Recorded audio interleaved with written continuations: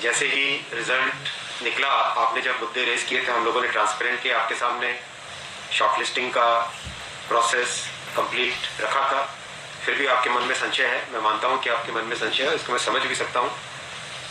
मैं भी इसी तरीके की प्रणाली से गुजरा हुआ हूं, समझ सकता हूं इसको मैं।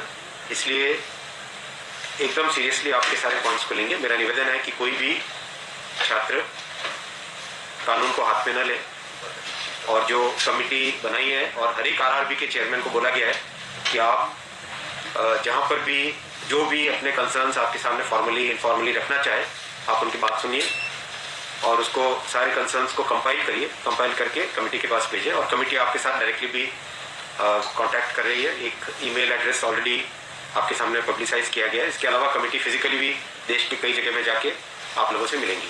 तो मेरा निवेदन है सबसे पहले कि आप इसको मुद्दे को, इस बात को सीरियसली लें और रेलवे आपकी खुद की संपत्ति है, इसको सुरक्षित रखें और कानून को हाथ में न लें। सर, ये मतलब अभी कमेटी बनाने की बात हो रही है, लेकिन पॉलिटिकल रिएक्शंस आ रहे हैं। राहुल गांधी, प्रियंका गांधी, अखिलेश यादव सभी कह रहे हैं कि जिन छात्रों को अरेस्ट किया गया है उनकी रिहाई करें और जल्द से जल्द इस मामले को सॉर्ट आउट किया जाए। इसमें कोई पॉलिटिकल मुद्दा नहीं है। देखिए, ये एग्जाम बहुत ही केयरफुली किया गया है। 35,000 वैकेंसीज, 1.25 करोड़ एप्लीकेंट्स, एकदम सिस्टमेटिकली, बहुत ही ट्रांसपेरेंटली एग्जाम किया गया। कहीं पर किसी भी जगह एग्जाम से रिलेटेड कोई पॉइंट नहीं आया। और अब जो पॉइंट आया वो है केवल शॉर्टलिस्ट कितने लोगों को किया जाए, वो मुद्दा है। अब उस मुद्दे में अगर हम तथ्य देखें तो 35,281 वैकेंसीज की जगह 7,04,46 कैंडिडेट्स को शॉर्टलिस्ट किया गया है। और स्वाभाविक है कि किसी भी कैंडिडेट को कानूनन हम रोक नहीं सकते कि एक से ज्यादा कैटेगरी में अप्लाई करें। तो नेचुरली जो स्टूडेंट्स का पॉइंट है कि आप यूनिक लीजिए, अगर यूनिक लेते तो ये संख्या एक्चुअल में कैटेगरी वाइज देखें तो ये संख्या 20 गुने से ज्यादा जाएगी। तो नोटिस में, एग्जाम की प्रक्रिया में, एग्जाम का जो नोटिस होता है वो बहुत सैंक्टिटी रखता है। एग्जाम की प्रक्रिया में अगर नोटिस में जो लिखा हुआ है उसके अगर बाहर जाए तो वो गलत होता है एक तरीके से। इसलिए अब इसको कैसे सॉल्व करना है उसका भी कोई ना कोई तरीका ऑलरेडी सोचा जा रहा है। किसी न किसी तरीके से सोचेंगे कि नोटिस एग्जाम की सैंक्टिटी भी खत्म न हो और स्टूडेंट्स का जो ग्रीवेंस है वो भी सॉल्व हो, और जो लोग शॉर्टलिस्ट हो गए उनके अगेंस्ट उनको भी कोई दिक्कत न हो। इस तरह का कोई एक बैलेंस करके निकालना पड़ेगा। सर, एक सवाल कुछ छात्रों की तरफ से मैं पूछना चाहूंगा। कई छात्र में लगातार सोशल मीडिया पर लिख के सवाल पूछ रहे हैं, अगर आपकी अनुमति हो तो। उनमें ये कहा जा रहा है कि ग्रुप डी यानी लेवल 1 के पदों में सीबीटी क्यों लागू किया गया है, जबकि उसमें पेट और डीबी है, फिर सीबीटी ग्रुप क्यों है। दूसरा सवाल आप एक साथ चाहें इसका जवाब दे सकते हैं कि 2019 में आई नियुक्ति का पहला पेपर 2022 तक नहीं हुआ है, क्या 2024 तक होगा? जब एनटीपीसी में 20 गुना रिजल्ट कहा गया है तो 11 गुना क्यों दिया गया? एक ही विद्यार्थी का रिजल्ट 5 पोस्ट के लिए क्यों करा गया? और तीसरा और आखिरी सवाल, 12वीं के पद के लिए 12वीं के बच्चों के साथ ग्रेजुएशन के बच्चों को बिठाया गया, क्या दोनों का स्तर समान है? नॉर्मलाइजेशन में 15 दिसंबर किस प्रक्रिया के तहत बढ़ाया घटाया जाता है? अगर आप छात्रों के सवाल जवाब दें सर, शायद उन्हें फायदा हो। आपने सारे प्रश्न पूछे, सारे महत्वपूर्ण प्रश्न हैं। मैं इन सारे प्रश्नों को एक एक करके लेता हूँ। सबसे पहले लेवल 1 में 2 स्टेज एग्जाम क्यों? 1,25,00,000 के आसपास स्टूडेंट्स ने अप्लाई किया है। इतनी बड़ी संख्या में देश भर में अगर रिक्रूटमेंट करना है तो आपको एक लेवल के एग्जाम से, सिंगल एग्जाम से करना बहुत मुश्किल है। फिर भी हम इसको री एग्जामिन करेंगे। इतनी बड़ी संख्या में 1,25,00,000 कैंडिडेट्स अगर हो तो कैसे उनको एक साथ सेम तरीके से, same level of hardness of question की, ये सब करना अति डिफिकल्ट है। आप सब इस प्रक्रिया से गुजर चुके हो, आप भी समझते होंगे। इसलिए इसके एक प्रीलिम एग्जाम और उसके बाद में एक कंप्यूटर बेस्ड टेस्ट 2 इस तरह से करके किया गया। वो नोटिस में लिखा गया था कि अगर जरूरत पड़ी, अगर परिस्थिति हुई तो उसके 2 लेवल किए जाएंगे। पहला ये। दूसरा आपका प्रश्न कि 10+2 में ग्रेजुएट्स को कैसे अलाउ करें। देखिए, किसी भी एग्जाम में मिनिमम क्वालिफिकेशन का स्टैंडर्ड होता है, मैक्सिमम क्वालिफिकेशन का नहीं होता है कभी भी।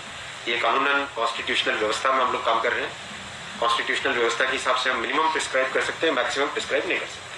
तो 10+2 के लिए जो क्वालिफिकेशन वाला स्केल है उसमें अगर ग्रेजुएट बैठे हैं तो उसको रोकने का हमें कोई अधिकार नहीं है, किसी को कोई अधिकार नहीं है।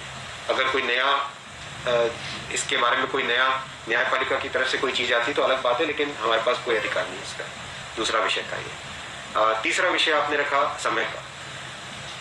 देखिए, शुरू में इसके लिए जो इस एग्ज़ाम को कंडक्ट करने के लिए एप्लीकेशंस आई, दोनों के दोनों एग्ज़ाम्स में 1 करोड़ से ज़्यादा एप्लीकेशंस आई। 1 करोड़ से एप्लीकेशन ज़्यादा आई, तो जो एग्जामिनेशन कंडक्ट करने के लिए एजेंसी हमको हायर करनी थी, उसको हायर करने में टाइम लगा, 6 महीने से ज़्यादा लगा। नेचुरली इतनी बड़ी संख्या में अगर एग्ज़ाम करना है देश में, तो अपने आप में वो एक बहुत बड़ा challenge, it's a Himalayan task, it's a huge task, it's a very very big challenging task. तो एजेंसी को सेलेक्ट किया गया, सेलेक्ट करते करते कोरोना आ गया। कोरोना के फेज़ में देरी हुई, लेकिन फिर भी डिस्पाइट कोरोना तुरंत दिसंबर 2020 में एग्ज़ाम की प्रोसेस चालू हुई और despite second wave of corona फिर भी एग्ज़ाम किया गया with all the precautions, all the safety things करके इसको लाए। जो दूसरा वाला ग्रुप बी का एग्ज़ाम है, उसमें कैट में चले गए थे बच्चे, क्योंकि करीब 5 लाख के आसपास एप्लीकेशंस ऐसी थी जिसमें फोटोग्राफ प्रॉपर्ली मैच नहीं हो रहा था। तो नेचुरली अगर एप्लीकेशन में फोटोग्राफ मैच नहीं हो तो उसको आप एग्ज़ाम में कैसे लोगे, तो वो विषय आया था। तो उस विषय के कारण लोग कैट में गए थे। एडमिनिस्ट्रेटिव ट्रिब्यूनल ने जैसे ही उसका समाधान किया, फैसला किया, उसके फैसले के तुरंत बाद में हम लोगों ने एग्ज़ाम के प्रोसेस को आगे किया, कोई इसमें देरी नहीं की। और हमारा देखिए, हमारी सरकार, प्रधानमंत्री श्री नरेंद्र मोदी जी का इंटेंट हमेशा है कि मैक्सिमाइज करना है रोजगार को। इसीलिए आप देखिए इतनी बड़ी संख्या में, यानी रेलवे में 1,40,000 टोटल, 1,05,000 ग्रुप डी की कैटेगरी में, लेवल 1 की कैटेगरी में, और लेवल 2 से लेवल 6 की कैटेगरी में 35,000 कैंडिडेट्स वैकेंसीज। 1,40,000 की वैकेंसीज लाना कोई छोटी बात नहीं है, बहुत बड़ी बात है। फिर आपका चौथा पॉइंट आप देखिए, ज़्यादा से ज़्यादा कैंडिडेट्स को फर्स्ट स्टेज से सेकेंड स्टेज में जाने का मौका मिले, इसके लिए 2015 तक हमेशा प्रिलिमिनरी एग्ज़ाम जो होता था, फर्स्ट स्टेज होता था, केवल 10 गुना लिए जाते थे। 2015 के बाद में पहले ही संख्या बढ़ा के 15 गुना कर दी गई, जिससे कि ज़्यादा से ज़्यादा कैंडिडेट्स को मेन एग्ज़ाम के लिए जाने का मौका मिले।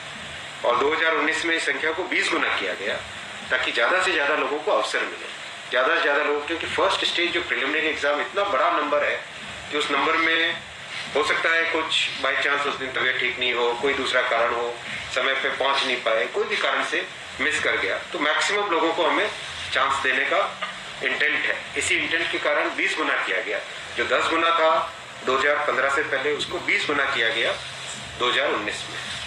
तो ये प्रो स्टूडेंट्स, प्रो कैंडिडेट्स वाली अप्रोच है हमारी, और हमारी इंटेंट एकदम नेक नियति से काम कर रहे हैं, सच्चाई से काम कर रहे हैं। देखिए, कोई भी कहीं भी एक भी जगह से कहीं कोई पेपर लीक होने की बात नहीं है, कहीं पे कोई एग्जाम के मैनिपुलेशन की बात नहीं है। जो आज सिर्फ मुद्दा है, मुद्दा सिर्फ इतना है कि शॉर्टलिस्ट कैंडिडेट्स कितने किए जाए, यही मुद्दा है। इस मुद्दे को सॉल्व करेंगे, इसको भी हम बहुत सेंसिटिवली सॉल्व करेंगे। हमारे लिए छात्र हमारे साथी हैं, हमारे भाई हैं, हमारी बहनें जो एग्जाम दे रहे हैं, तो हमारे लिए बहुत इंपॉर्टेंट है।